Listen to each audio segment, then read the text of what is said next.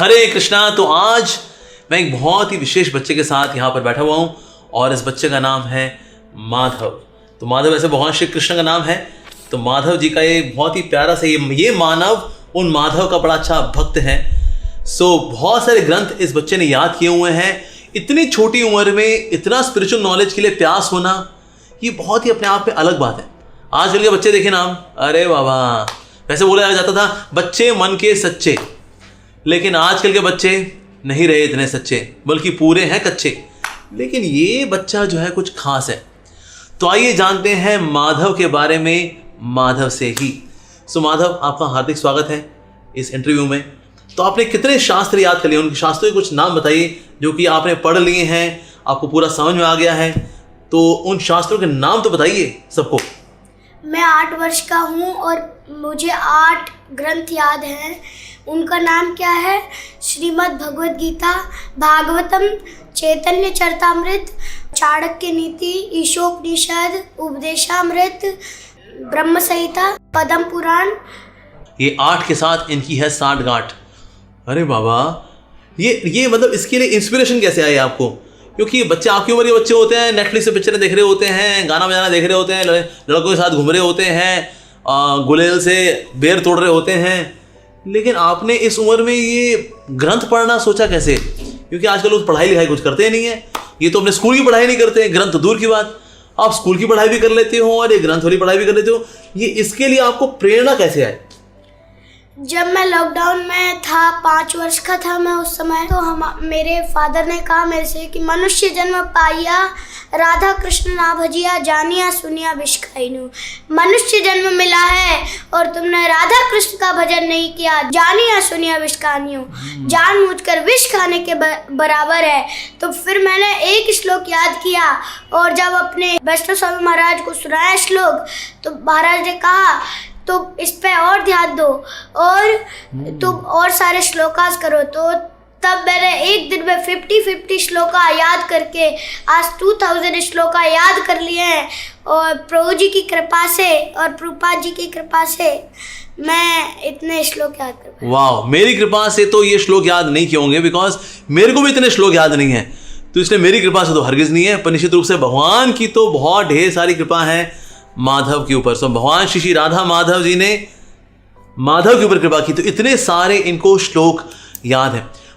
आपकी पसंद के टॉप 3 श्लोकास बताइए और उसकी ट्रांसलेशन बताइए, और आपको वो क्यों पसंद, थोड़ा ये बताइए। क्योंकि मेरे को ये श्लोका श्रीमद् भागवतम के प्रथम स्कंद के प्रथम अध्याय के 3य श्लोक है। निगम कल्पतरुर्गलितं फलम् शोकमुखादमृत द्रव्यसंयुतं पिबत भागवतं रसमालयं मुहुरहो रसिका भुवि बाबुका। निगम कल्पतरुर्गलितं फलम। निगम ये वैदिक साहित्य, निगम कल्पतरु वृक्ष के समान, निगम कल्पतरुर्गलितं फलम, गलिता पका हुआ फल है, गलितं फलम, शुकु मुखाद अमृत द्रव्य सहितम। ये सुखदेव गोस्वामी के मुख से निकला है, तो ये अमृत से भी बढ़कर हो चुका है। अमृत द्रव्य सहितम पिबत भागवतम रसमालयम मुहुरहो रसिका भुवि बाबुका। जो भी इस भागवत के रस का पान करता है, इसका जो पान करता है, पिबत भागवतम रसमालयम मुहुरहो रसिका भुवि बाबुका, वह इस संसार से, इस भौतिक जगत से और इस सृष्टि से पार हो जाता है और भगवान के धाम चला जाता है। दूसरा श्लोक मेरा फेवरेट है, श्रीमद् भागवतम के 4th स्कंद के 31वें अध्याय के 14वां श्लोक। यथा तरो बूलनिषेचनेना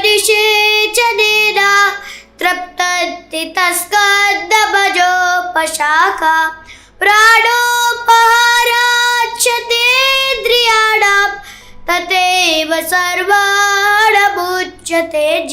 यथा तरो बूलनिषेचनेना, जिस प्रकार हम वृक्ष के मूल में जल देते हैं, यथा तरो मूल निषेचनेना तृप्तति तस्कन्दभजो शाखा, तो उसकी हर शाखा और हर पत्तियों तक पानी पहुंच जाता है। प्राणोपहाराच्छतेन्द्रियाणां, उसी प्रकार यदि हम अपने उदर में भोजन डालते हैं तो हमारी सारी इंद्रियां तुष्ट हो जाती है। प्राणोपहाराच्छतेन्द्रियाणां तथैव सर्वाणमुच्यते ज।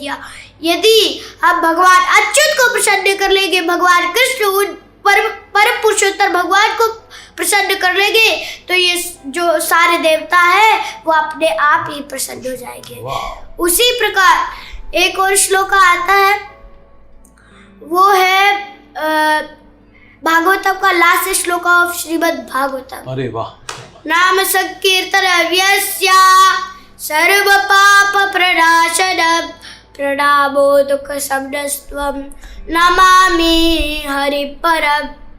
नाम संकीर्तनव्यस्य, जो ये संकीर्तन है, ये जो भगवान का हरिनाम है, नाम संकीर्तनव्यस्य सर्व पाप प्रणाशनम, सभी पापों को नष्ट करने वाला है। सर्व पाप प्रणाशनम प्रणामो दुःख शमनस्त्वं, और जो हमारे कष्ट और दुख है उनको भी मिटाने वाला है। दुख शमनस्त्वं नमामि हरि परम।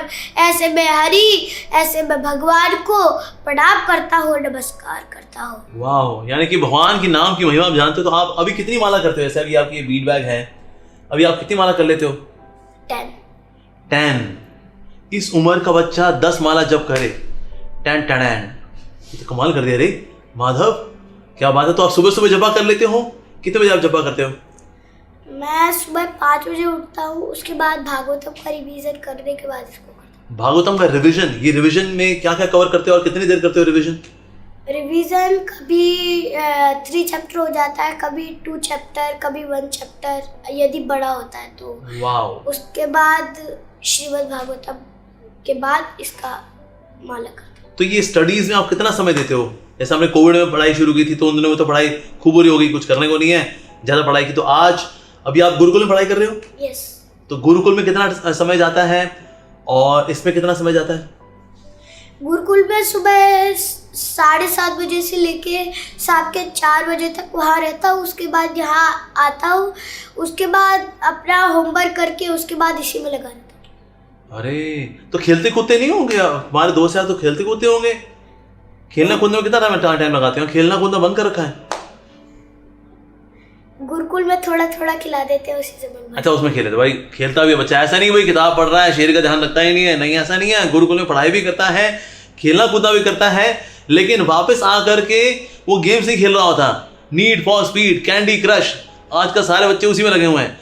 इस बच्चे से सारे बच्चों को प्रेरणा लेनी चाहिए कि वापस आ करके अगर रिक्रिएशन ही करना है, आमोद प्रमोद करना है, तो किस में करना चाहिए?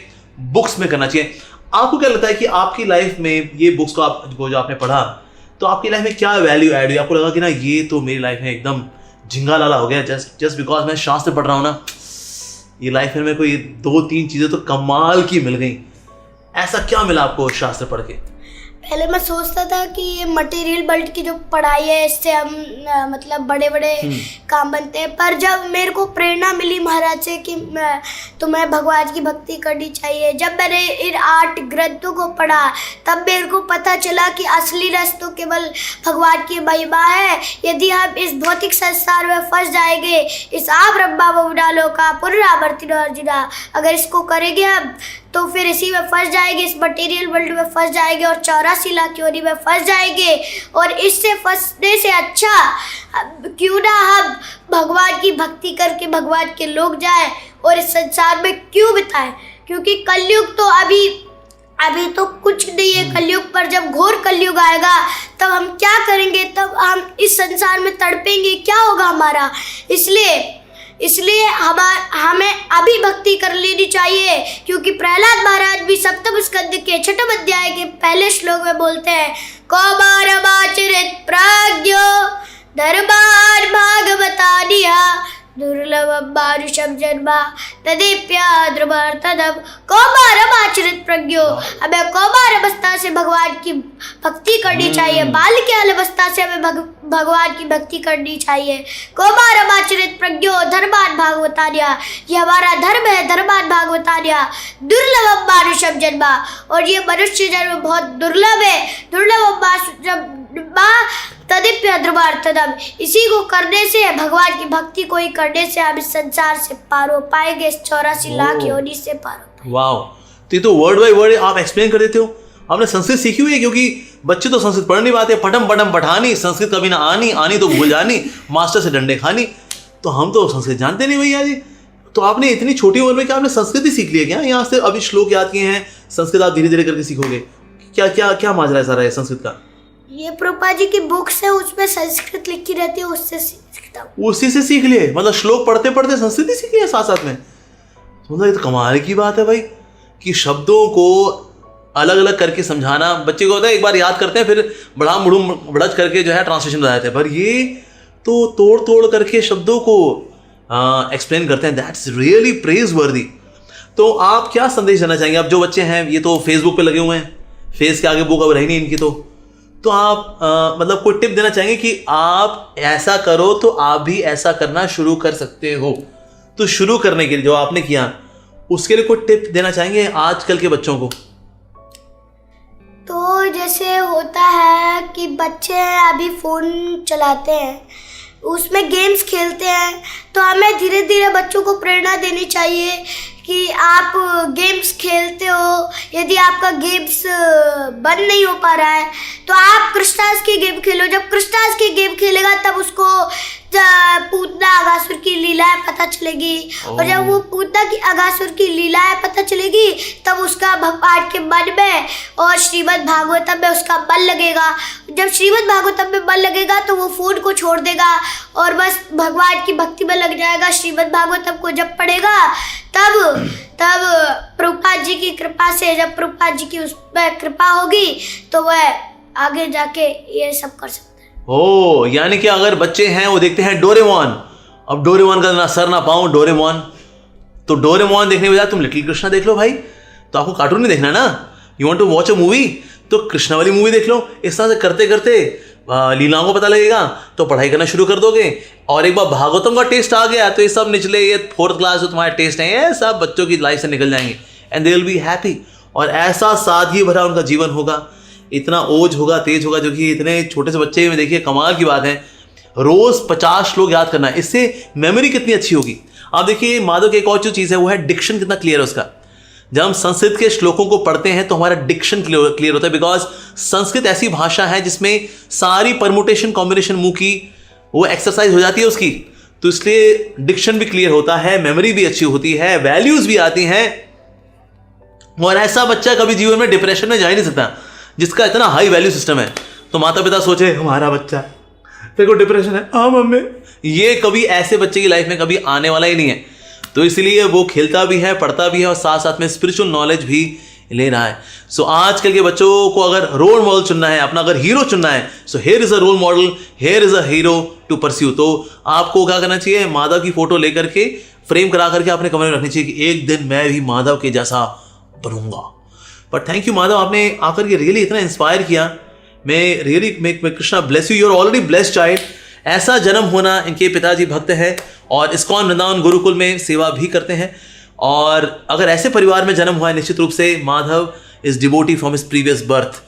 तो और इतनी यंग एज में भागवतम को लेकर टेस्ट है, दैट मीन्स वो फाइनल कुछ चैप्टर कुछ उसके बाकी हैं, ये पलट करके प्रभु के धाम निकल लेगा ये। लेकिन यहाँ ढेर सारी प्रीचिंग करके जाएगा निश्चित रूप से। So in future you will get to see many more YouTube videos of Madhav. अभी आज इस उम्र में है, बड़े होकर के बहुत कुछ बताने वाला है आप लोगों को, तो इसलिए आप लोग तैयार रहिए। ये आज का दिन है, ये आज का ये वीडियो है।